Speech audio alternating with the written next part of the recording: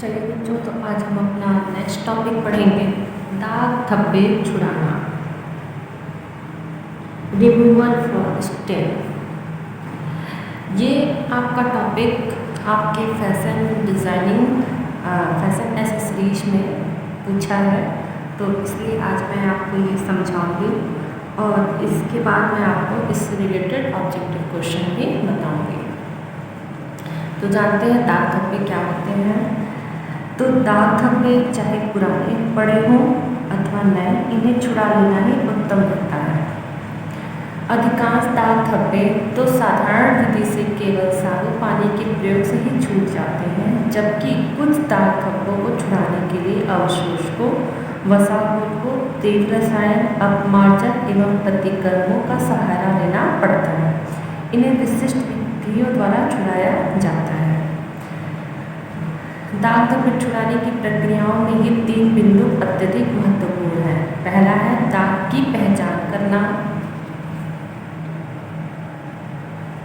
दूसरा है दाग छुड़ाने के लिए उपयुक्त माध्यम, प्रतिकर्म, रसायन, अवशोषक, वसा, घोलक का चुनाव करना, और तीसरा है उचित विधि से दाग धब्बे छुड़ाना। हम जानते हैं कि टाइप्स ऑफ स्टेन, दाग धब्बे कितने प्रकार के होते हैं। तो पहला है आपका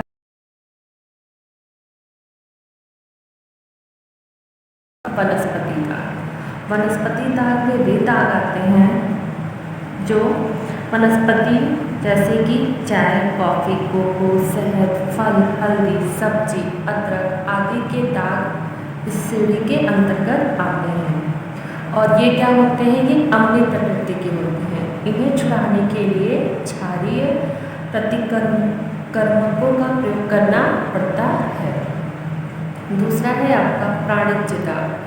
तो प्राणिज दाग में कौन से दाग आते हैं, इसमें आता है आपका दूध, अंडा, रक्त, मांस, दही आदि के दाग इस श्रेणी के अंतर्गत आते हैं, इसलिए इन्हें प्रोटीन के दाग धब्बे भी कहते हैं। और प्रोटीन के दाग छुड़ाने के लिए सदैव ठंडे जल का प्रयोग किया जाना चाहिए। तीसरा है आपका खनिज दाग। इस प्रकार के दाग धब्बों में खनिज तत्वों की प्रमुखता होती है। इनमें खनिज तत्वों के साथ साथ रंग भी होते हैं, जैसे जंग हो गया, स्याही हो गया, औषधि आदि के दाग इसी श्रेणी के अंतर्गत आते हैं। खनिज दाग हटाने के लिए हम क्या करते हैं, उन्हीं के अनुरूप प्रतिकर्मक का प्रयोग किया जाता है, जिससे क्या होते हैं, हमारे रेशे क्षतिग्रस्त नहीं हो पाते हैं। चौथा है आपका चिकनाई युक्त दाग। चिकनाई युक्त दाग क्या होता है, जैसे घी, तेल, क्रीम, मक्खन, ग्रीस आदि तेलीय पदार्थ के दाग इस दाग के अंतर्गत आते हैं।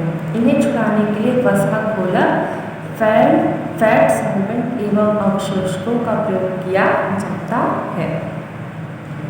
अब है रंग के दाग। तो रंग के दाग भिन्न प्रकृति के होते हैं। कुछ रंग अम्लीय प्रकृति के होते हैं, तो कुछ क्या होते हैं, क्षारीय प्रकृति के रंग होते हैं।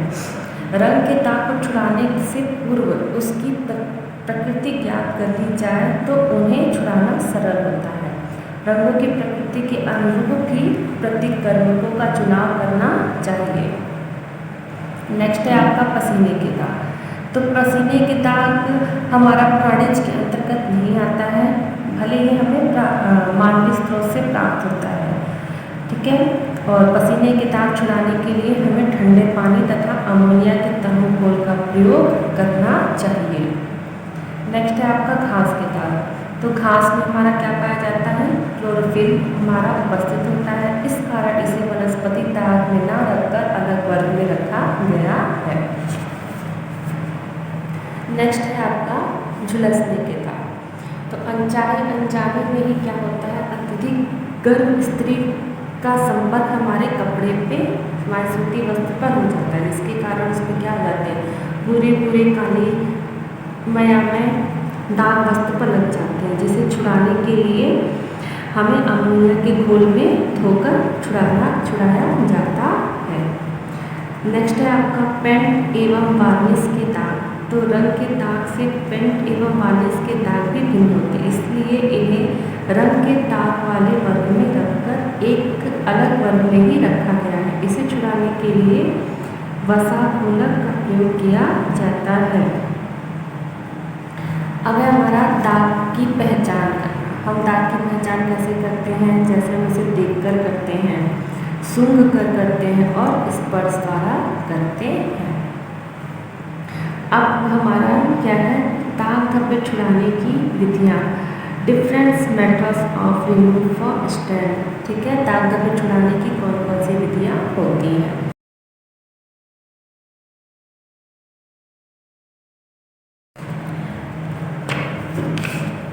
तो पहली विधि आपकी होती है अवशोषक विधि।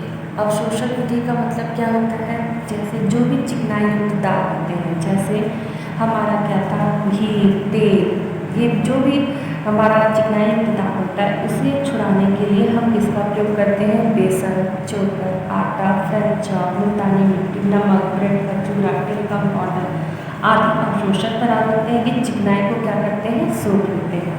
ठीक है, जैसे हमारे कौन कौन से वस्त्र पे चिकनाई दाग लग जाए तो हम इस अवशोषक विधि का प्रयोग करेंगे। तो ब्रोकेट वस्त्र पे, बनारसी साड़ियों पे, जरी गोटे वाले सलवार कुर्ते, ऊनी कोट्स, ऊनी शॉल, स्वेटर एवं अन्य महंगे परिधान में हम क्या करते हैं? अवशोषक विधि द्वारा इन वस्त्रों को हम धुलते हैं।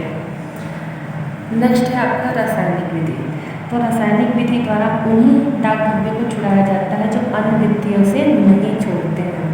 इनका प्रयोग बहुत ही कम करना चाहिए। नेक्स्ट है आपका घोलक विधि। इस विधि द्वारा केवल वसा में घुलनशील दाग धब्बे ही हटाए जाते हैं। उस दाग धब्बे शीघ्रता से वसा घोलक में घुल जाते हैं, जैसे नेल पॉलिश, पेंट, वार्निश और इत्यादि। तो इतना के ऑब्जेक्टिव अब चलते हैं। इतना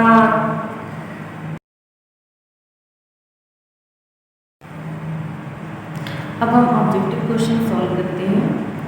तो पहला क्वेश्चन है आपका, मूत्र का दाग है। तो मूत्र का दाग ना ही प्राणिज वर्ग के अंतर्गत आएगा, ना ही वनस्पति। तो इसमें कौन सा सही होगा? इनमें से कोई नहीं। प्राणिज वर्ग के दाग धब्बे छूट जाते हैं। तो प्राणिज वर्ग के दाग धब्बे छुड़ाने के लिए हमेशा हम ठंडे पानी एवं नमक, साबुन, घोल से हम उसे धुलना चाहिए। नेक्स्ट है पसीने के दाग आते हैं। तो पसीने के दाग इनमें से किसी में नहीं आते। ठीक है, इनको अलग वर्ग में रखा गया है। प्राणिज वर्ग के दाग होते हैं। तो प्राणिज वर्ग के दाग होते हैं रक्त के दाग। पेंट एवं वार्निश के दाग छूट जाते हैं। तो पेंट एवं वार्निश के दाग वसा घोलक से छुड़ाने पर छूट जाते हैं। दाग धब्बे छुड़ाने के लिए अम्लीय प्रतिकर्मकों का प्रयोग किया जाता है। ये हानिकारक नहीं होते हैं। तो अम्लीय प्रतिकर्मकों का प्रयोग किसमें किया जाता है? ऊनी एवं रेशमी वस्त्रों के लिए किया जाता है। हल्दी के दाग छुड़ाने के लिए हम इन तीनों का प्रयोग करते हैं, मतलब उपरोक्त सभी। क्षारीय प्रतिकर्मकों का बुरा असर पड़ता है तो ऊनी एवं रेशमी वस्त्रों पर पड़ता है। क्षारीय प्रतिकर्म क्या होते हैं? ये ऊनी और रेशमी वस्त्रों को नष्ट कर देते हैं, इसीलिए क्षारीय प्रतिकर्मकों का प्रयोग इन पे बहुत ही बुरा पड़ता है। नीली स्याही का दाग छुड़ाने के लिए हम किसका प्रयोग करते हैं? इन तीनों का हम प्रयोग करते हैं, मतलब उपरोक्त सभी सही होगा। वनस्पति दाग छुड़ाने के लिए हम क्या करते हैं? वनस्पति दाग छुड़ाने के लिए हम क्षारीय प्रतिकर्मकों का प्रयोग करना होता है। अब लास्ट क्वेश्चन है आपका बच्चों, चिकनाई युक्त दाग धब्बों को छुड़ाया जाता है। तो चिकनाई युक्त दाग धब्बों को छुड़ाने के लिए हम वसा घोलक या फिर एवं वसा अवशोषक से हम चिकनाई युक्त दाग धब्बों को छुड़ाते हैं। तो आज के लिए बच्चों बस इतना ही। अब मैं आपको अपने नेक्स्ट वीडियो में क्लासिफिकेशन ऑफ टेक्सटाइल फाइबर से रिलेटेड क्वेश्चन सॉल्व करवाऊंगी। ठीक है, और बच्चों इस वीडियो को लाइक, शेयर और कमेंट ज़रूर करें। और जो भी आपको ना समझ में आया हो आप मुझसे कमेंट करके पूछ सकते हैं।